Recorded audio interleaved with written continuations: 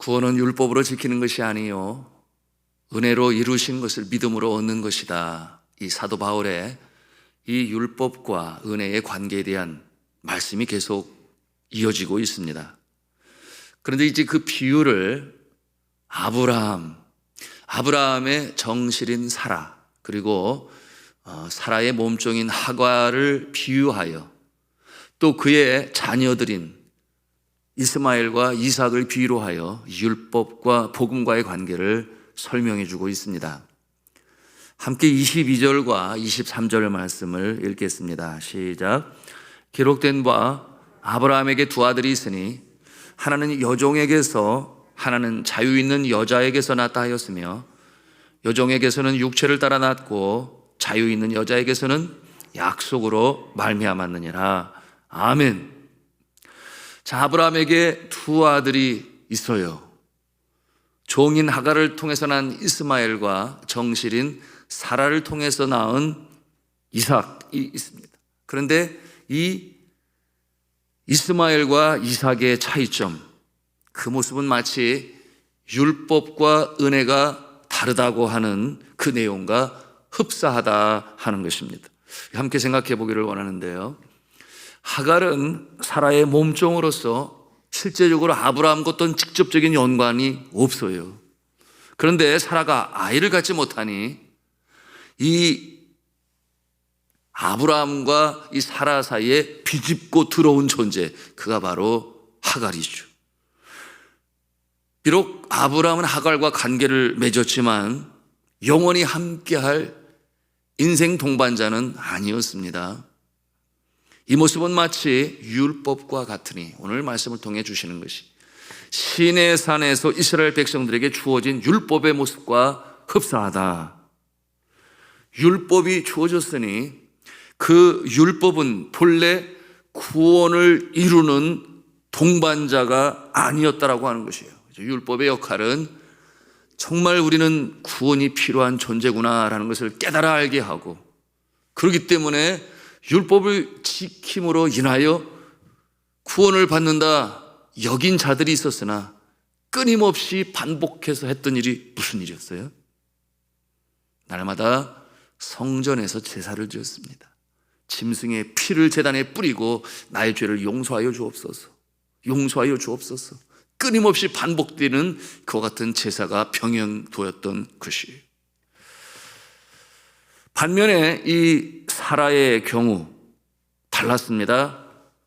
하라는 잉태하지 못함으로 하갈에게 잠시 그 자리를 빼앗긴 것 같았으나 원래가 아브라함의 아내요. 이제 사라를 얘기하고 있습니다. 아브라함의 아내요. 영원히 함께 살아갈 인생 동반자였어요. 이 사라의 모습이 마치 은혜로 말미암아 살리는 복음과 같다, 그렇게 비유하고 있습니다. 이 종인 하갈의 역할은 끝이 났어요. 언제 끝이 났습니까?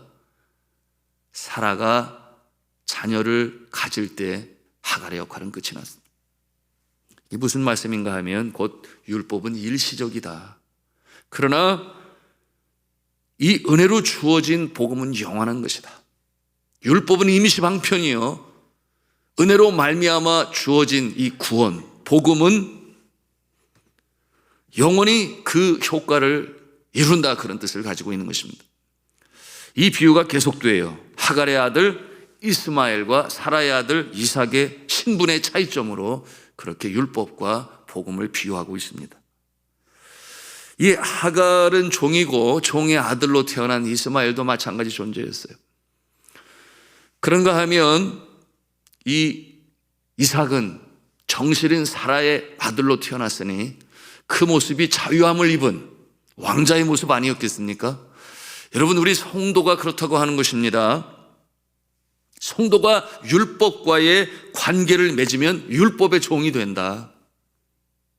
그런데 이와 같은 모습은 결국 율법의 한계라. 무슨 말입니까? 성도가 이 은혜로 이루어진 십자가의 사건을 믿음으로 받아들이게 되면 어떤 모습이 된다는 거예요? 종이 아니라 왕자가 된다. 자유함을 입는다. 정실인 사라의 아들이기 때문에 이스마엘과는 다른 존재니 구원에 있어서 이처럼 자유함을 입는 왕자의 모습이 된다. 여러분 생각해 보십시오. 아브라함의 아들 이삭은 본래 하나님께서 약속하시고, 그렇죠? 주시겠다 약속하시고, 그리고 주셨어요.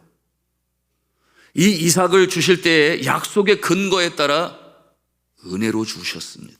은혜로 주셨다고 하는 말씀은 사라가 생산할 수 없는 상황에 이르렀죠. 경수가 그쳤다 그랬습니다. 그러니 생리학적으로 아이를 잉태할 수가 없어요. 그런데 그때 하나님께서 주셨으니 약속을 따라 은혜로 주셨다. 그것이 바로 십자가상에서 이루신 구원의 역사요, 믿는 자에게 주시는 하나님의 은혜인 줄로 믿으시길 바랍니다. 그러니 사라와 이스마엘은 인간적인, 하갈과 이스마엘은 인간적인 모습이다. 인간적인 방편으로 이스마엘을 얻게 되었다. 너무나 차이가 있지 않느냐, 그런 것입니다. 이 비유를 통해서 우리는 율법의 한계를 보고 주어진, 이 은혜로 주어진 복음의 능력을 알게 됩니다. 여러분, 이 율법이 아닌 복음과의 관계를 맺은 사람은 어떠한 존재냐? 하나님의 자녀라, 그 말이에요. 하나님의 자녀라. 억압된 종이 아닌 자유를 가진 왕자가 된다 말씀드렸습니다. 그러므로 성경은 로마서 5장 17절에 말씀을 해요. 복음으로 사는 자는 은혜로 왕노릇한다, 그렇게 말씀했어요. 은혜로 왕노릇한다. 그러나 율법에 얽매인 자는 삶이 지치고 그리고 힘들고 어렵고 지쳐요. 억지로 하기 때문이죠. 이와 같은 모습을 보시고 예수 그리스도께서 그와 같은 자들을 안식의 자리에 초청하십니다. 여러분 잘 알고 계신 마태복음 11장 28절, 29절, 30절의 말씀이죠. 뭐라고 그랬어요? 수고하고 무거운 짐진 자들아 다 내게로 오라. 내가 너희를 쉬게 하리라. 수고하고 무거운 짐진 자들이 누구겠습니까? 이 율법을 지키느라고 애쓰고 수고하지만 그러나 때때로 지키지 못하고 영혼은 피폐하고 지쳐서 나에게는 구원이 없어, 너무나 힘들어, 이와 같은 모습으로 살아가는 자들, 그 율법이 무거운 멍에가 된 것이에요. 그럴 때에 그들을 바라보며 정죄하는 자들이 또 있어요. 바리새인들과 서기관들이 왜 이 율법을 지키지 못해? 그렇게 정죄하고 심지어는 성 밖으로 내쫓아 성 안에 함께 거하지 못하게 하는, 정죄하는 모습이었으니 여러분 그 모습을 바라보는 주님의 마음에는 불쌍함이 일어요. 그렇게 행하면서도 구원을 이루지 못하는 그 존재가 너무나 가련해요. 그러므로 부르시고 안식으로 초청하시는 모습이니 뭐라고 그랬는가 하면 다 내게로 오라, 내가 너희를 쉬게 하리라. 그러면서 하시는 말씀이, 예수님의 말씀이 아주 따뜻하시지요. 내 마음은 온유하고 겸손하니, 이런 말씀으로 초청하시는 예수님이시죠. 여러분 이게 무슨 말씀이에요? 다르다고 하는 거죠. 누구랑? 바리새인들과 서기관들과 다르신 예수님의 모습. 그 모습은 율법을 강조하고 정죄하는 그 모습과 달리 나는 마음이 온유하고 겸손하니 내게로 오라. 예수님이 그러시다는 것이죠. 이와 하시는 말씀이 뭐라고 그랬어요? 나의 멍에를 메고 내게 배우라. 그리하면 너희 마음이 쉼을 얻으리니 이는 내 멍에는 쉽고 내 짐은 가벼움이라 하시니라. 자, 예수 그리스도께서 이렇게 말씀하신 배경에는 바로 율법으로 말미암아 지치고 상한 심령들, 애쓰고 수고해요. 그러나 능력은 되지 않아요. 왜? 죄성을 가지고 있기 때문에.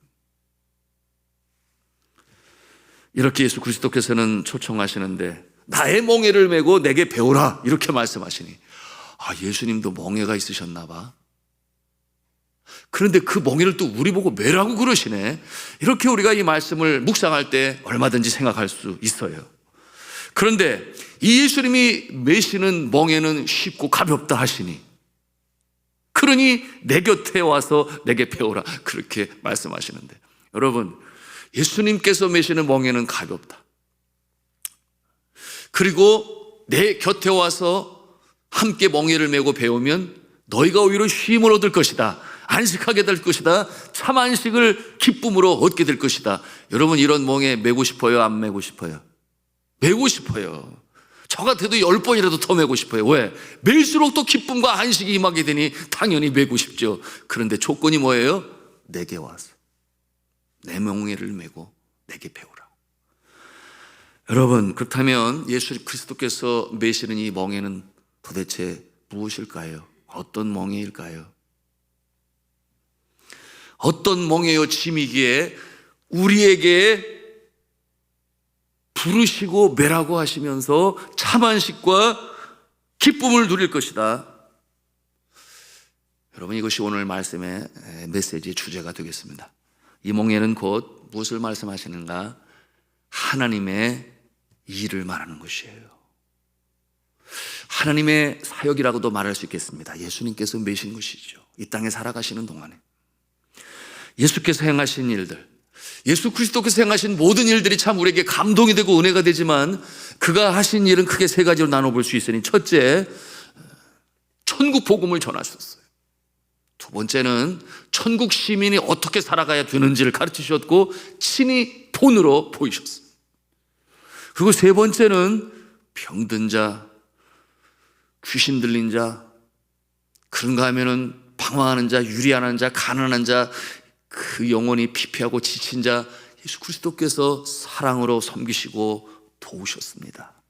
이 세 가지 일로 크게 나누어 볼 수 있는데요, 여러분, 이러한 사역이 예수님의 멍에요. 그 일을 통하여 하나님께서 영광을 받으셨어요. 그런데 우리에게도 이제는 매라고 하시는 거예요. 하라고 하시는 거예요. 아이고 힘들어라, 너무 힘들어요, 예수님을 하실지 몰라도 저는 못해요, 지쳐요, 이렇게 답하시겠습니까? 그런데 예수님께서 말씀하시기를 그 멍에를 메고 멀리 떨어져 있지 말고 혼자 감당하려고 하지 말고 내 곁에 와서 함께 그 멍에를 메고 배우라. 그러면 힘을 얻게 될 것이다. 이렇게 말씀을 통해서 우리에게 초청하시는 것입니다. 그러므로 쉼과 안식을 얻게 될 것이다. 여기에 은혜의 비밀이 있습니다. 싫어도 억지로 행하는 율법하고는 너무나 다른 것이에요. 분명 사역인이 일은 일인데 신기하게도 그 일로 인하여 지치거나 힘들거나 어렵지 아니하니 참 신비로워요. 어떻게 그럴 수가 있어요? 우리가 질문할 수 있습니다. 그렇게 멍에를 메는 자에게 하나님의 신령하고 신비한 은혜가 임하기 때문에 그러는 줄로 믿습니다. 은혜로 감당하는 자, 억지로가 아니라 여러분, 그와 같은 모습으로 주의 사역을 감당하실 수 있기를 주님의 이름으로 축원합니다. 여러분, 선교사님들 보세요. 하나의 단적인 예가 되겠는데 누가 나가라고 떠밀어서 나갔나요? 한 사람도 그런 사람 없어요. 스스로 자원하여. 왜 그렇겠습니까? 그 안에 성령께서 역사하신, 먼 나라 상황도 불안하고 풍토병으로 인하여 환경적으로 열악하고, 우리가 가서 보면 한 달도 못 살 것 같아요. 큰 마음을 갖지 않을 수가 없어요. 그런데 스스로 자원하여 나갔어요. 그리고 기쁨으로 멍에를 맵니다. 하나님의 사역을 기쁨으로 감당하니 들어오라고 그래도 안 들어와요. 지진이 터져도 안 들어오고, 그 어려운 상황. 코로나가 터져서 수많은 사람들이 곁에서 죽어가는데도 들어오라고 그래도 안 들어와요. 우리 교회 파송성교사들이 다 그렇지 않아요? 캄보디아에서, 그런가 하면은 네팔에서, 이집트에서, 우간다에서, 여러분, 그 상황적으로 어렵고 코로나가 얼마나 기승을 부림해도 안 들어와요. 여기가 조사오니가 아니라 그 일을 감당할 때 기쁨과 보람을 주께서 주시는 거예요. 여기에 비밀이 있죠. 여러분, 이와 같은 모습이 바로 은혜로 주어진 구원의 역사요, 억지로 부과한 율법이 아닌 자유함을 가지고 그 일을 감당하게 되니, 아프리카의 성자 알버트 슈바이처가 그랬지요. 그런가 하면 인도 콜카타의 마더 테레사가 그랬지요. 또한 전쟁터에서 간호사로 수고한 나이팅게일이 그러했으며, 그런가 하면 인생 55세 이후로 그렇게 땀 흘리고 수고하고 애쓴 물질 세계의 거부가 되었는데 55세 이후에 교회를 세우고 학교를 세우고 어려운 자들을 돕는 자선 사업가로 그 이름을 낸 록펠러가 또한 그와 같은 모습 아니겠습니까? 믿지 아니하는 사람들이 그 모습 보면 도무지 이해가 안 될 거예요. 아이고, 다 모아가지고 자녀 주지, 내가 누리지. 그런데 예수 그리스도 곁에서 멍에를 함께 매는 자는 자원하는 마음으로 자유함을 갖고 그 멍에를 함께 맬 때 참 안식과 기쁨과 하나님의 영광이 나타나는 줄로 믿으시길 바랍니다. 참 이것이 이 신앙의 놀라운 참 신비요 신령한 능력인 것이죠. 많은 헌금을 드리면서도 오히려 기뻐하고 즐거워하고 나누는데 우리의 마음은 더 부자가 되는 그런 느낌을 갖고 참 신비하죠. 그래서 주는 자가 더 복되다 하시는 주님의 말씀도 있는데, 보십니까? 같은 주제죠. 한번 따라서 하겠습니다. 율법은 속박이요 복음은 자유요. 율법은 종이 지는 멍에요, 은혜로 받은 복음은 주와 함께 지는 멍에입니다. 율법은 종이 지는 멍에요, 은혜로 받은 복음은 주와 함께 지는 멍에입니다.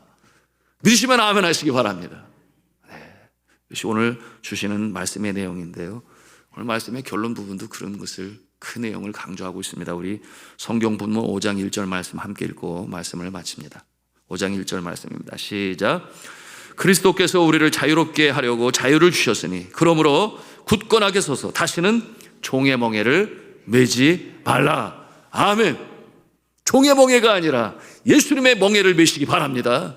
함께 매시기 바랍니다. 그 멍에를 통하여 하나님의 사역이니 신령한 은혜를 체험하셔서 우리의 마음에 기쁨이요, 감사요, 영광이 나타나는 복된 인생, 은혜로 이루어진 그 십자가의 복음을 믿음으로 받아들여 영광스러운 삶으로 살아가시기를 주 예수 그리스도의 이름으로 축원합니다.